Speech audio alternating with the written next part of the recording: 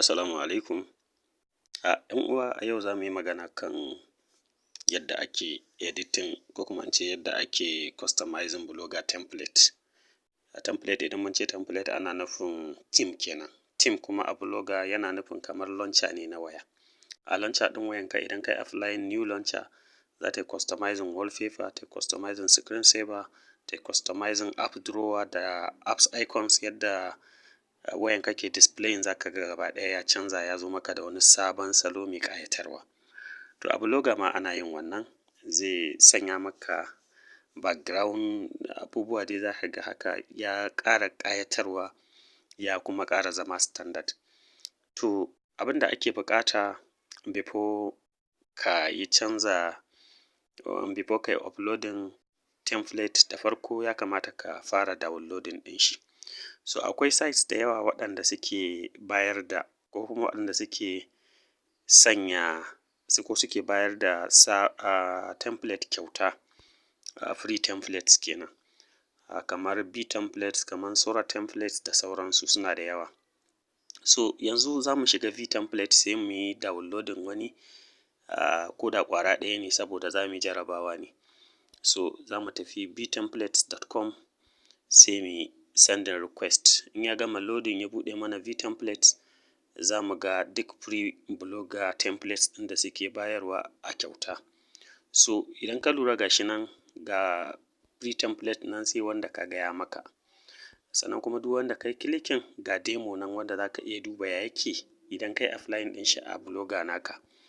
So bari mu ɗauki ɗaya cikin waɗannan ga wani na ‘yan China bari mu sanya shi. A nan sai ka yi clicking a saman shi, idan ka yi clicking zai buɗe maka. Zai baka options guda biyu. Na farko zai ce maka free download wato ka yi downloading ɗinsa a kyauta ko kuma demo. In ya ce maka demo yana nufin kana so ka ga yadda yake displaying idan ka sanya shi a blog naka. So idan ka gamsu da yadda yake viewing tun a nan ko tun a hoton shi, so no need for you to click on live demo. Kawai sai ka yi clicking on free download. To a nan zai yi downloading na template ɗin ga shi har mun yi downloading. To ga shi mun yi downloading. Since we downloaded it, next thing abin da ya rage mana sai mu extracting ɗin shi saboda shi mun yi downloading ɗin shi ne in zip format. Tunda mun yi downloading ɗin shi in zip format, shi kuma blogger template in XML format ake sanya shi. Saboda haka yanzu we need an application ɗin da ake ce ma EX File Explorer. Idan baka da shi kana iya zuwa Google Play Store ka ɗauko. Saboda haka sai ka yi launching na EX File Explorer naka. Idan ka yi launching na application ɗin sai ka yi locating ita wannan folder ɗin taka ta download. Ka yi locating file ɗin. Za ka duba download ne saboda downloading ɗin shi kai, saboda haka da ka shiga download za ka same shi saboda ka yi downloading ɗin shi ne. Saboda haka a yanzu za mu tafi download namu. Idan muka shiga download namu sai mu yi locating file ɗin wanda muka yi downloading yanzu. Ga download namu sai mu shiga za mu gano file ɗin. Idan muka gano file ɗin, yawwa ga file ɗin nan. Idan muka yi clicking a saman shi za mu ga ya nuna mana extract sai mu sa extract. To once muka yi extracting zai ɗan yi loading. Ga shi yana loading. So yanzu ya mana extracting ɗin file ɗin. Idan muka duba daga saman folders ɗinmu za mu gan shi ga shi. So a nan in ka shiga ga XML file ɗinka a tsakiya. Saboda haka yanzu sai ka tafi blogger dashboard naka ka shiga theme don ka canza blog ɗin don ka canza template ɗin. So yanzu za mu shiga blogspot.com ko kuma blogger.com wanda zai kai mu directly to our blogger dashboard. Blogspot.com. So ga blogspot.com yana loading. Idan ya buɗe mana zai buɗe mana dashboard namu.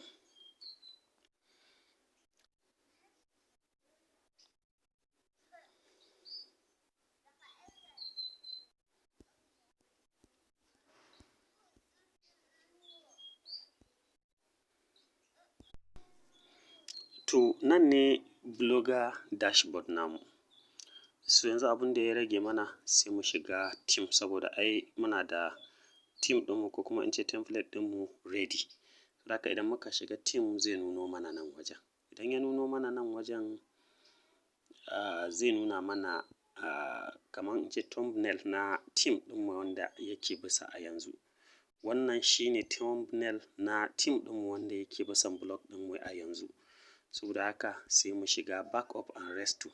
Ga backup and restore nan. Idan kai clicking on backup and restore zai kawo ka nan wajen. Idan ya kawo ka nan wajen sai ka clicking on choose file. Choose file.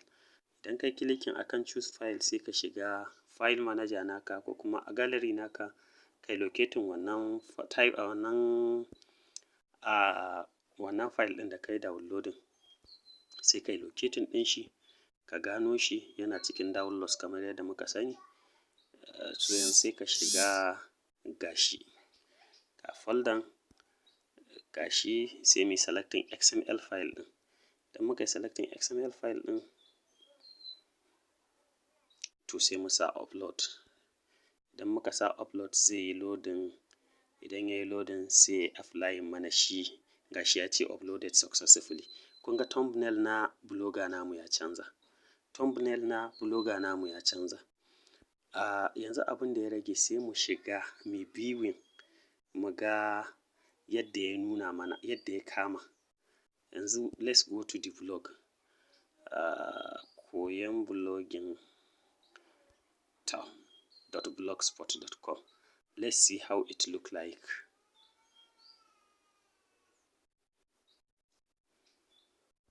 To gashi mun shiga koyon blogging.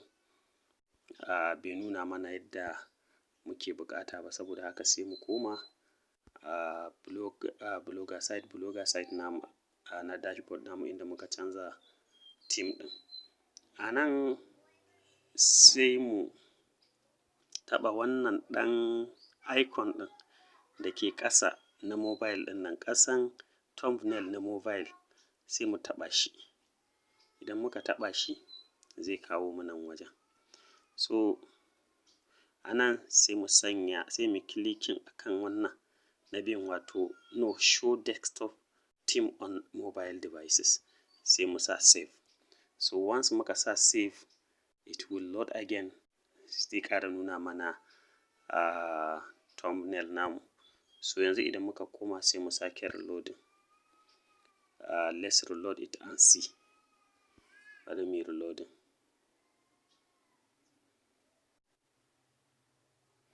Yawwa. So yanzu kun ga theme ɗin da muka yi applying gashi ya hau. Ga theme ɗin da muka yi applying gashi yanzu mun canza shi. To haka ake canza template. A gaba insha Allahu za mu yi magana akan wani abun na daban. Thank you very much. Kar a manta a yi subscribing, a yi comment, a yi sharing and a yi liking kuma. Thank you very much.